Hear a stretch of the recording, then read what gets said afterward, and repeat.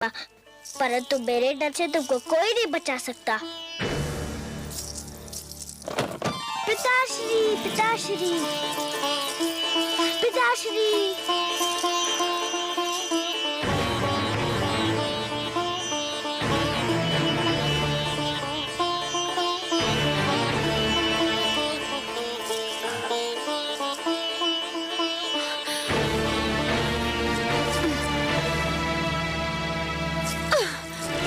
पिताश्री,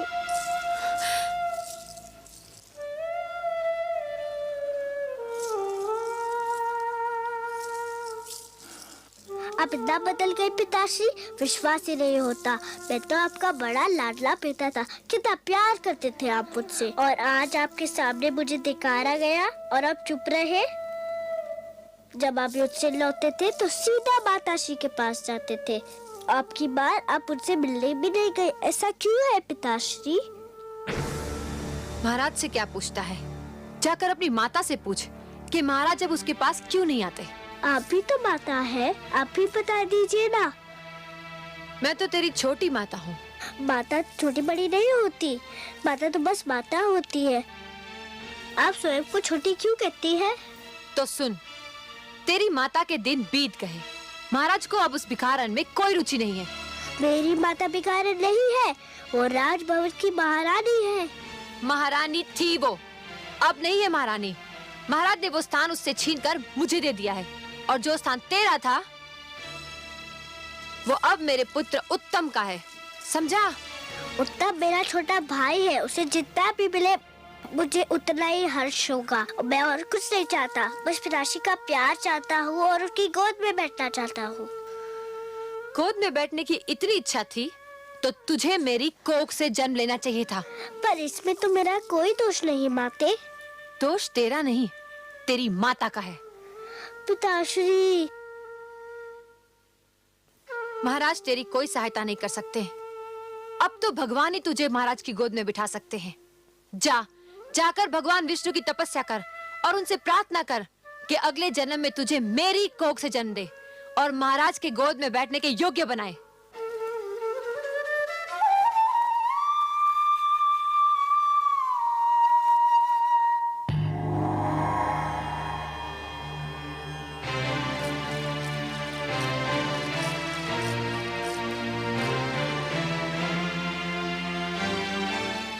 आंखें खोलिए परम श्रेष्ठ, देखिए कितना अन्याय हो रहा है।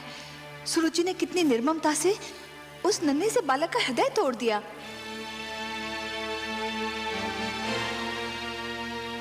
देख रहा हूं महादेवी। देख रहे हैं और फिर भी मौन है? यही तो उत्तमपाद भी कर रहा था। मैं तो देवलोक की हूं, मुझ में ये साधारण मानवीय भावनाएं नहीं होनी चाहिए थी, किंतु ध्रुव के साथ हो रहे दुर्व्यवहार को देखकर मेरा भी मन भर आया है। आपका मन इसलिए भर आया है देवी कि आप स्वरूप में नारी हैं, और हर नारी में एक माता छिपी होती है। दया, करुणा और ममता नारी की विशेषताएं हैं। नारी तो सुरुचि भी है त्रिलोकीनाथ, किंतु विश्वास नहीं होता कि इतनी सुंदर नारी का मन इतना कठोर भी हो सकता है। हर वस्तु जो चमकती है वो कुंदन नहीं होती देवी। आवश्यक नहीं कि हर सुंदर स्त्री का मन भी कोमल हो। सुरुचि लालसा की मूर्ति है, परंतु ध्रुव के साथ जो कुछ हो रहा है उसमें सारा दोष सुरुचि का नहीं है। सबसे बड़े दोषी तो महाराज उत्तानपाद हैं। परिवार मानव समाज की सबसे छोटी परंतु सबसे महत्वपूर्ण इकाई है। हमने पृथ्वी पर रहने वालों के लिए कुछ नियम दिए हैं, और उनके अनुसार एक पिता परिवार का स्वामी होता है। पुत्र को प्यार देना, उसका संरक्षण करना पिता का कर्तव्य है। परंतु महाराज उत्तानपाद सुरुचि की सुंदरता पर मोहित होकर अपने कर्तव्यों से मुख मोड़ रहे हैं देवी। एक पिता ब्रह्मा भी होता है और विष्णु भी। वो जन्म भी देता है और पुत्र का पालन पोषण भी करता है। उत्तानपाद ने ब्रह्मा का धर्म तो निभाया, परंतु हमारा धर्म नहीं निभा पाए। तो फिर अब क्या होगा नारायण? संघर्ष की शक्ति भरी है हमने। ध्रुव को भी हमने इसी शक्ति से संपन्न किया है देवी। किंतु हे सर्वश्रेष्ठ, ध्रुव तो अभी बहुत छोटा है। उसमें संघर्ष शक्ति हो भी तो वो उसका प्रयोग कैसे करेगा? देवी, संघर्ष का संबंध आयु से नहीं, इच्छा शक्ति और मन की लगन से होता है। भड़कती हुई ज्वाला पहले छोटी सी चिंगारी ही होती है। ध्रुव भी एक छोटी सी चिंगारी के समान है। यदि उसे भड़कती ज्वाला बनना है तो उसे स्वयं की शक्ति को पहचानना होगा। आप स्वामी हैं, विश्वेश्वर हैं। आप जो कहते हैं उसका भेद भी केवल आप ही जानते हैं।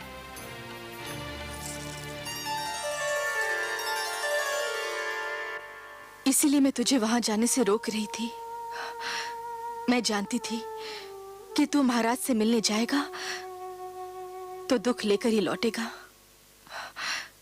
रानी सुरुचि के मन में हमारे लिए जलन और घृणा के सिवा और कुछ नहीं। छोटी माँ ने जो किया मुझे इसका दुख नहीं है माँ। दुख तो इस बात का है कि पिताश्री भी बस चुप रहे। उन्होंने छोटी माँ को रोका तक नहीं। वो केवल मुझे भूल गए होते तो मुझे इतना दुख नहीं होता। दुख तो इस बात का है कि वो अपने पिता के धर्म का पालन नहीं कर पा रहे। पिता और पुत्र के बीच में आने वाली वो कौन होती है? आप तो कहती थी कि पिता के प्रेम पर पुत्र का जन्म सिद्ध अधिकार होता है। होता है पुत्र, अवश्य होता है। ठीक उसी प्रकार जिस प्रकार सूरज की धूप पर धरती का अधिकार होता है। किंतु कभी कभी काली घटा यूं सूरज की धूप और धरती के बीच आ जाती है, जिससे सूरज की धूप धरती तक नहीं पहुंच पाती। रानी सुरुचि भी वो काली घटा है जिसने पिता के प्रेम को पुत्र तक पहुंचने से रोक रखा है। मैं तो उनका बहुत आदर करता था, पर उन्होंने आपको बेकारन कहा तो मुझे बहुत बुरा लगा। आश्चर्य तो ये है कि पिताश्री भी इस पर भी कुछ नहीं बोल। जाओ पुत्र, भूल जाओ इन बातों को। कुछ विष स्वाद में मीठे होते हैं, किंतु होते तो विष है ना। महाराज पर भी ये भेद एक दिन अवश्य खुल जाएगा कि रानी सुरुचि एक मधुर विष है। मैं भगवान विष्णु से प्रार्थना करती हूँ कि महाराज की आंखें खुल जाएं। भगवान विष्णु? छोटी माँ भी यही नाम ले रही थी कि मुझे पिताश्री के गोद में बैठने का अधिकार अब भगवान विष्णु ही दिला सकते हैं। हाँ पुत्र, महाराज की गोद तो क्या, वो अपनी गोद में बैठने का भी अधिकार दिला सकते हैं। वो महाराजाओं के महाराज हैं, सम्राटों के सम्राट हैं, परम बलवान, सर्वशक्तिमान है। पुत्र, तुम देखोगे वो कैसे लगते हैं। हाँ, आओ आओ।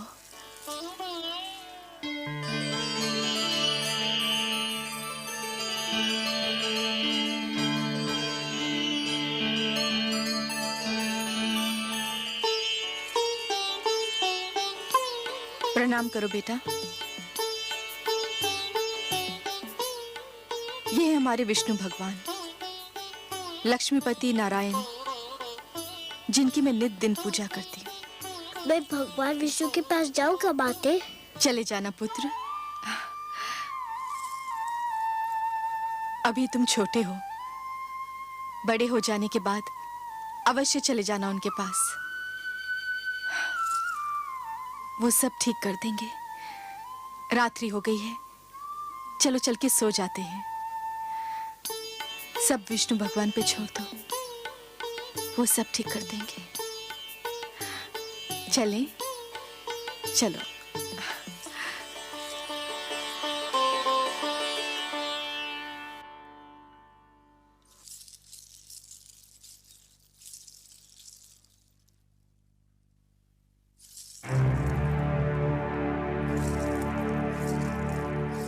कहाँ चले महाराज?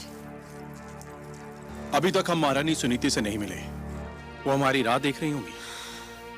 जानती थी मैं, जानती थी कि आपकी सारी बातें झूठी है। आपका प्यार भी एक दिखावा है। कौन सी बातें झूठी थी? यही कि सुरुचि, तुम्हारे पास आकर मैं सारे संसार को भूल जाता हूँ। सब झूठ। संसार तो क्या, आप एक नारी को नहीं भूल पाए। रह रहकर उसका प्रेम आपके मन को बांध लेता है। मुझसे तो बस 4 घड़ी का ही प्रेम है आपको। यह बात नहीं है सरुचि। तुम अच्छी तरह से जानती हो कि हम तुम्हें कितना प्रेम करते हैं। प्रेम ना करते होते तो महारानी सुनीति का अधिकार तुम्हें क्यों देते? परंतु इस राजमहल में कुछ तो अस्तित्व है उसका। और फिर ध्रुव के साथ भी। क्या हुआ ध्रुव के साथ? मैंने तो कुछ नहीं किया, बस उसे बता दिया कि अब उसका और उसकी माता का क्या स्थान है। और यह स्थान आपने मुझे और मेरे पुत्र को स्वयं अपनी इच्छा से और मन से दिया है। तो फिर क्या हुआ जो मैंने बता दिया? क्या मैंने झूठ बोला था? नहीं, झूठ नहीं बोला था। जो भी कहा सत्य ही कहा था। परंतु यह आवश्यक तो नहीं कि सत्य कठोरता से ही कहा जाए। सत्य कोमल और सहज ढंग से भी बोला जा सकता है। सरुचि, ध्रुव एक बच्चा है, उसके प्रति इतनी कठोरता? आप बातें मत बनाइए, खुलकर कहिए ना कि अब पहली पत्नी और उसके पुत्र का मोह आपसे दबाए नहीं दब रहा है। उनसे मिलने, उनके पास जाने की इच्छा आपके मन में अंगड़ाइयां ले रही है। और सुनीति से दूरी अब आपसे सहन नहीं हो पा रही। तो जाइए, तुरंत जाइए ना। मेरे भाग्य में तो अकेले रहना ही लिखा है। अब मैं आपको नहीं रोकूंगी। जाइए जाइए। और मैं हूँ भी कौन आपको रोकने वाली? अरे ये क्या, आप तो अकारण रोने लगी। अकारण? जो हर पल आपके पास रहना चाहती हो, उसे छोड़कर आप जाएंगे तो रोना नहीं आएगा? अच्छा चलो, आप जीती, हम हारे। अब आपको छोड़कर हम कहीं नहीं जाएंगे।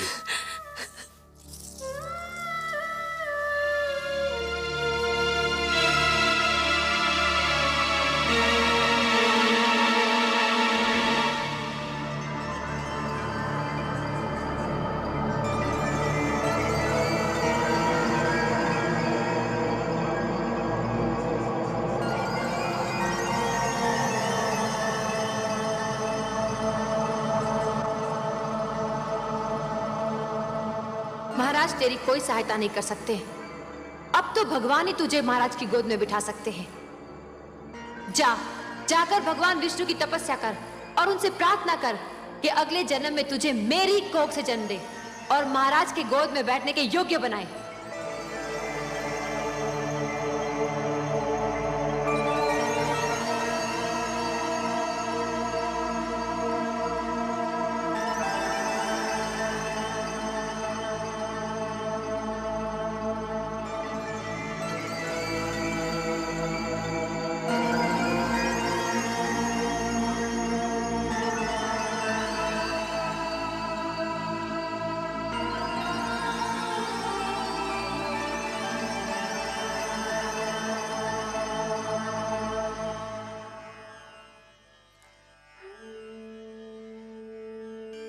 वो महाराजाओं के महाराज हैं, सम्राटों के सम्राट हैं, परम बलवान, सर्वशक्तिमान है।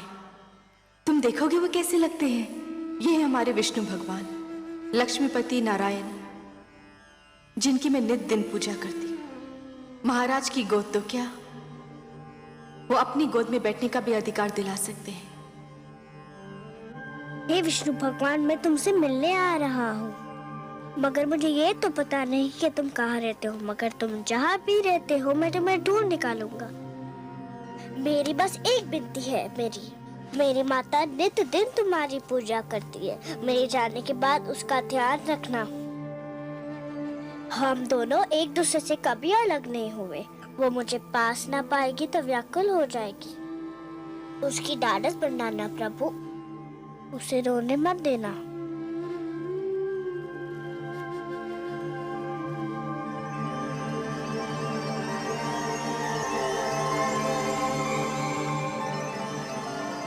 मैं तुम्हें सोता छोड़कर जा रहा हूँ, क्षमा कर देना मुझे। तुम जागती होती तो मुझे कभी ना जाने देती। पर देखो मुझे न पाकर व्याकुल मत होना। मैं भगवान विष्णु को ढूंढने जा रहा हूँ। वही तुम्हारा खोया हुआ स्थान दिलाएंगे और मुझे भी। मैंने भगवान विष्णु की मूर्ति से कह दिया है कि वो तुम्हारा ध्यान रखे। मुझे विदा दो माते, मुझे विदा दो।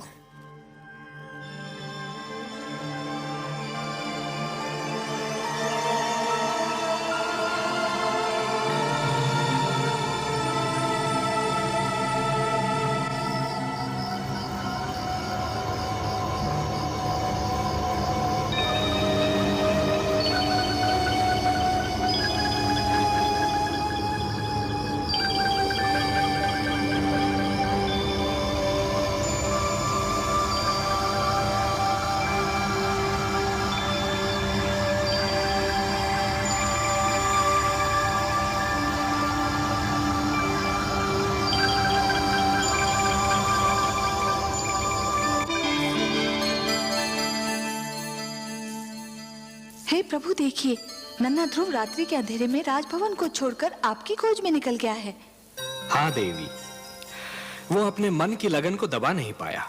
परंतु हे सर्वव्यापी, वो तो क्षीर सागर का मार्ग भी नहीं जानता। देवी, एक यात्री के लिए सबसे कठिन क्षण वो होता है जब वो किसी अनजान यात्रा के उद्देश्य से मार्ग पर प्रथम पग धरता है।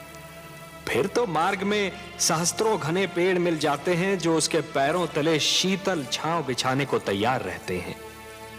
फिर मार्गदर्शक भी मिल जाता है, और मार्गदर्शक तो गुरु होता है देवी। परंतु हे सर्वश्रेष्ठ, वो तो अभी एक बालक है। उसे इस यात्रा में कितना दुख झेलना पड़ेगा। महादेवी, बूंद जब किसी मेघ की गोद से निकलती है तो उसके मन में असंख्य आशंकाएं होती हैं। सोचती है कि उसका अंत क्या होगा। क्या वो किसी मरुस्थल की सुलगती रेत पर गिरेगी और सूख जाएगी, या किसी सुलगते अंगारे पर गिरेगी और भस्म हो जाएगी, या फिर किसी कांटे पर गिरेगी और उसका शरीर छलनी हो जाएगा। क्या होगा उसका अंत? परंतु जब वो किसी सीप के मुख में गिरती है और मोती बन जाती है, तब उसे यह ज्ञान होता है कि उसकी यात्रा शुभ थी। आपकी बातें आप ही जाने परमेश्वर, किंतु आज्ञा हो तो एक बात कहूं। आप तो हमारी अर्धांगिनी है। हमसे कुछ कहने के लिए आपको हमारी अनुमति और आज्ञा की आवश्यकता नहीं है देवी। कहिए, अवश्य कहिए। यदि ध्रुव पर राह में कोई संकट आया तो मैं चुप नहीं रहूंगी। मैं इस खेल में कूद पड़ूंगी और आप मुझे रोकिएगा मत। नहीं रोकेंगे, परंतु एक बात का ध्यान तो आपको भी रखना होगा देवी। कौन सी बात? कि नियमों को बनाने वाले स्वयं उनको तोड़ा नहीं करते। मैं समझी नहीं त्रिलोकीनाथ। मानव के भाग्य विधाता ब्रह्मा है। आप ब्रह्मा के लिखे को बदलने की चेष्टा न कीजिएगा देवी। ध्रुव हमको ढूंढता हुआ आ रहा है, और इस राह की जो ब्रह्मा ने उसके भाग्य में लिख दी है, वो हम तक पहुंच पाएगा या नहीं, ये तो केवल ब्रह्मा ही जाने।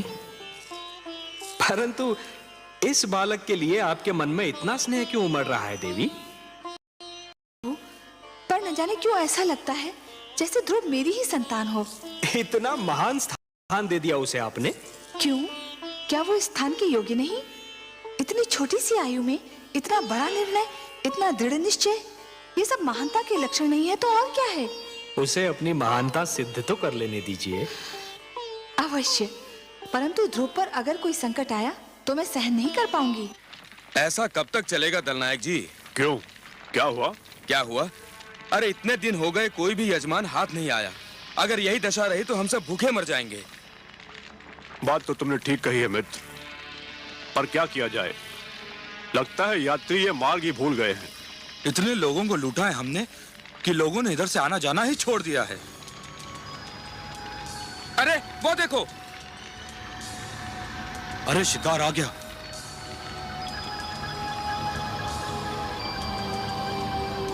वन देवता ने सुन ली हमारी। कोई बालक है? कोई भी हो, लगता धनी है। सारा शरीर गहनों से ढका है। गहने छीनकर ठिकाने लगा देंगे। गहने छीनने तक तो ठीक है, पर इतने छोटे बालक को मारना। मती मारी गई है तुम्हारी। यदि कोई राजकुमार हुआ तो इसे छोड़ दिया तो जाकर राजा की सेना ले आएगा और हम सब चुन चुन कर मार दिए जाएंगे। चलो।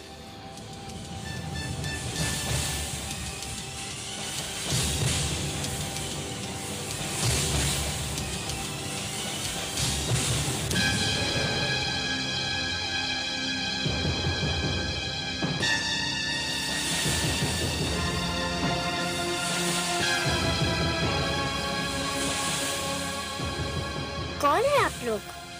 हम डाकू हैं। क्या चाहते हैं आप लोग? तुम्हारे आभूषण, अपने आभूषण उतार कर हमें दे दो। ले लीजिए, केवल मुझे एक बात बता दीजिए। क्या बात?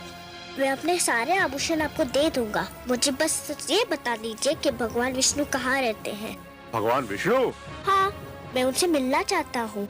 आपको तो पता होगा कि वो कहाँ रहते हैं।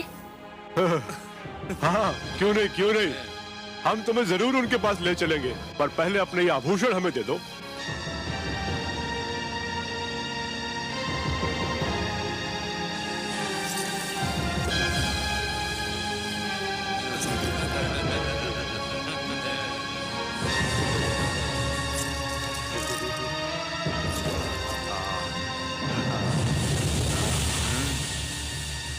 आओ हमारे साथ।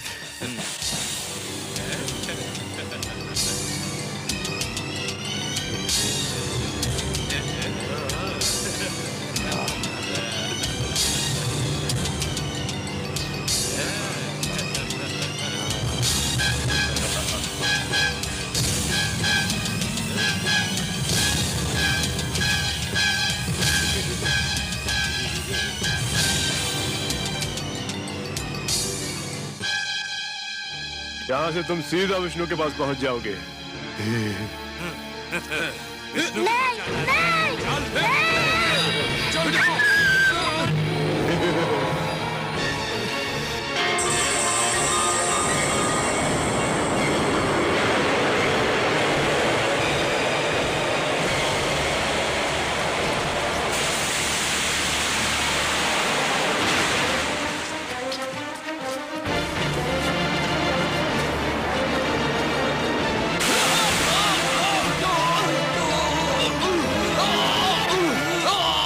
मार डालो उसे, मार डालो।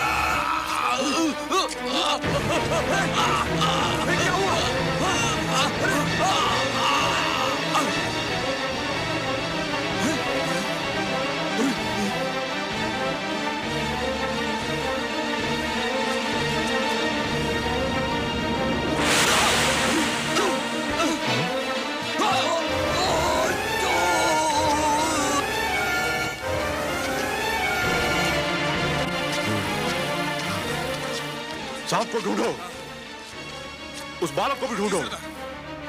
वो देखो,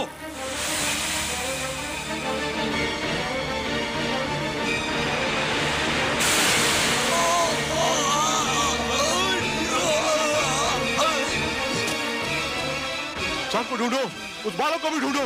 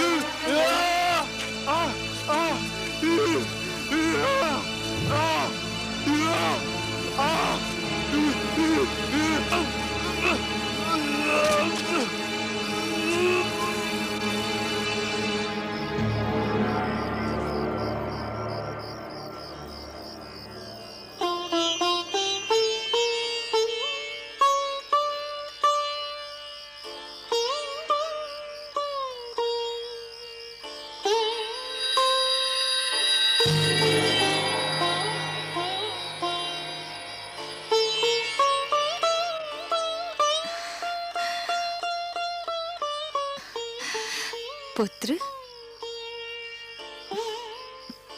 आप कौन है माता?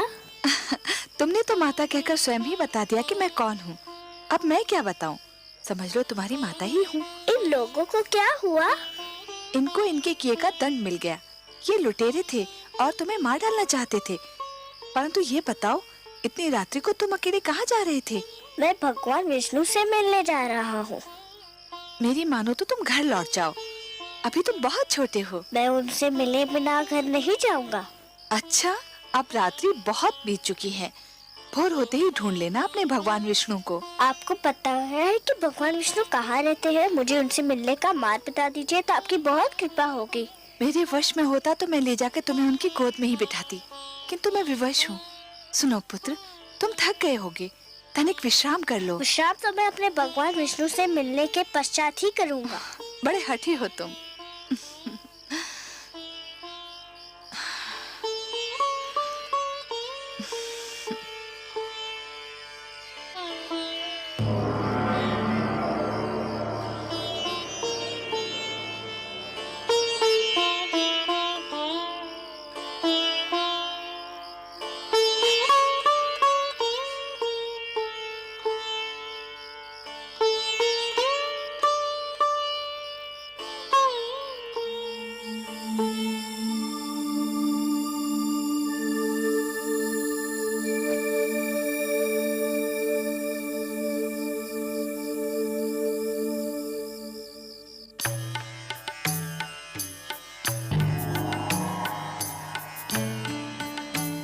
आइए महादेवी, आइए।